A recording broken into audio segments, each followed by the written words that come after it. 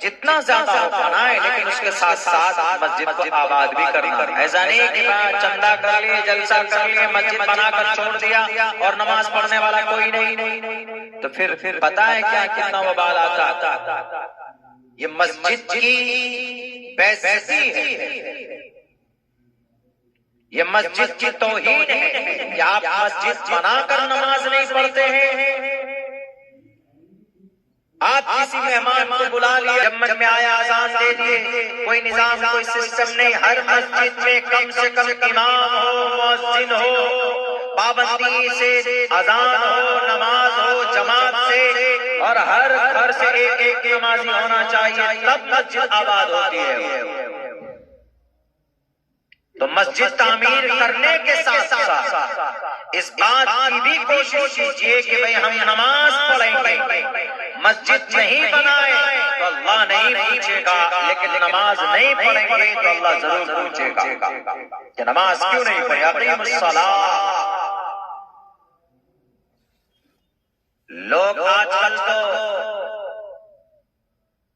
عبادت خانہ بنانے میں بہت مشہور ہے، لوگوں کے گھر توڑنے میں آگے، عبادت خانہ بنانے میں آگے اور گھر توڑنے میں پیچھے، گھر توڑنے میں آگے، عبادت خانہ بنانے میں پیچھے۔ ابھی آج یہ کل کی بات ہے کہ اتر پردیش میں کتنا گھر توڑا گیا پتا، 1200 گھر، تقریباً 15,000 لوگ بے گھر ہو گئے لکھنؤ میں۔ یہ لال مظفر اتر پردیش کا، یہ پاگل ہو گیا، اس کو بیوی بال بچہ تو ہے نہیں، بیاہ تو کبھی کیا نہیں، اس کو کیا پتا کہ بھئی بیوی بال بچے کے لیے سب سے مناسب جگہ کون سی ہوتی ہے؟ چھت، گھر، بھلے ہی کچا مکان ہو، لیکن وہاں پر آدمی اپنی فیملی کو محفوظ رکھتا ہے۔ یہ لال مظفر اتر پردیش کا یہ ڈھونگی بلڈوزر چلوا 1200 گھر، 1200، میرے خیال سے آپ کے گاؤں میں 1200 نہیں ہو، آپ کے پورے پنچایت میں شاید 1200 لوگ ہوں گے، 1200 گھر ہو سکتا ہے۔ 1200 گھروں میں بلڈوزر چلایا، کیا بنانے کے لیے؟ پریٹن استھل، شاید کوئی تفریح کا، آئیں گے لڑکا لڑکی عیاشی کرنے کے لیے، زنا کا بازار گرم ہوگا، اور اس کے لیے معصوم لوگوں کے گھروں کو اس ٹھنڈ میں، سب سے زیادہ ٹھنڈ شاید اس وقت اتر پردیش کے اندر پڑ رہی، ان کے غریبوں کے گھر بنانے کے بجائے جو توڑ رہا۔ کیوں؟ خود تو چلتا ہے، شادی تو کی نہیں، ماں باپ کو بھی چھوڑ کر آ گیا، نہ ماں نہ باپ نہ بہن نہ بھائی، کسی سے کوئی لینا دینا نہیں۔ بچپن میں آ گئے تھے، مٹھ میں جا کر بیٹھ گئے گورکھپور میں، اور وہیں گورکھپور سے راجنیتی میں آئے، اور ابھی کیا کر رہے ہیں؟ خود کی بیوی بال بچے ہیں نہیں، تو سوچ رہا ہے کہ جن کے ہیں ان کو بھی بے گھر کر۔ بیوی بال بچوں کو پالنا کتنی بڑی ذمہ داری ہے اور کتنا بڑا کام ہے۔ اگر کوئی آدمی محنت مزدوری کر کے اپنے بیوی کو، اپنے بچوں کی پرورش کرتا ہے تو بادشاہ ہے وہ اپنے گھر کا، وہ گارجن ہے اپنے گھر کا۔ غیر ذمہ دار آدمی کون؟ کیسے یہ بن گیا کرسی اقتدار پر بیٹھ گیا، سی ایم کی کرسی پر تاج پر؟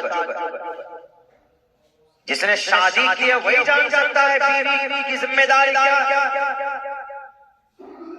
شادی کے بعد بچے ہوئے وہی بچوں کی محبت جان سکتا ہے، بچوں کی پرورش کی فکر وہی کر سکتا ہے۔ یہ تو کیا بولتے ہیں وہ رنڈوا وہی ہے، شادی کسی نے کی نہیں۔ ایک دلی میں بیٹھے ہوئے ہیں پورے دیش کا، اس نے شادی کی تو 42 سال سے بیوی کو چھوڑ دیا۔ ہمارے پرائم منسٹر صاحب مودی جی 42 سال سے بیوی کو نہیں رکھتے، صرف وہ قرآن میں جو آیت ہے فَانكِحُوا مَا طَابَ لَكُم مِّنَ النِّسَاءِ مَثْنَىٰ وَثُلَاثَ وَرُبَاعَ، 2 شادی کر سکتے ہو، 3 کر سکتے ہو، 4 کر سکتے ہو۔ اس کے خلاف قانون لے کر آئے کہ اسلام میں 4 شادی کی پرمیشن ہے، ایک کام کرو، قانون لے آؤ، یکساں سول کوڈ لے کر آؤ، یہ مسلمانوں کی 4 شادی سے ایک شادی پر اٹکا دو۔ چلیے ٹھیک ہے، کوئی بات نہیں، اسلام میں 4 شادی فرض نہیں ہے، اسلام میں 4 شادی فرض نہیں ہے، ضروری نہیں ہے۔ ایک شادی ہو گئی، پرسکون زندگی گزر گئی، دیٹس انف، کافی ہے۔ قانون بنا لیجیے، لیکن یہ بھی قانون بنایا جائے نا کہ جس نے شادی کی بیوی کو نہیں رکھتا ہے اس کے اوپر کیا قانون لاگو ہونا چاہیے، اس پہ بھی قانون لاگو ہونا چاہیے۔